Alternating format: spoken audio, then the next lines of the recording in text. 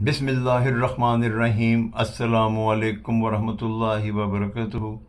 آج کی حدیث مشکوٰۃ شریف 1867 نمبر۔ نبی پاک صلی اللہ علیہ وسلم نے فرمایا، اللہ تعالیٰ فرماتا ہے کہ اے ابن آدم خرچ کر، میں تجھ پہ خرچ کروں گا۔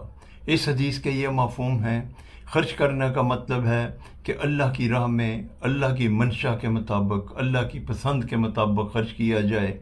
سب سے زیادہ اللہ تعالیٰ کو اپنے اہل و عیال پہ خرچ کرنا پسند ہے، اس کے بعد اپنے پڑوسیوں اور غریب رشتہ داروں پر۔ اسی طرح ہی ہمیں اپنا حلقہ احباب بڑھانا چاہیے، اور اللہ تعالیٰ کا بندے پہ خرچ کرنے کا مطلب ہے کہ اللہ رب العزت اس کی اس عمل پہ اس کے رزق میں کئی گنا اضافہ فرما دیں گے۔ اللہ تعالیٰ ہمیں خرچ کرنے کی توفیق عطا فرمائے۔ السلام علیکم ورحمۃ اللہ وبرکاتہ۔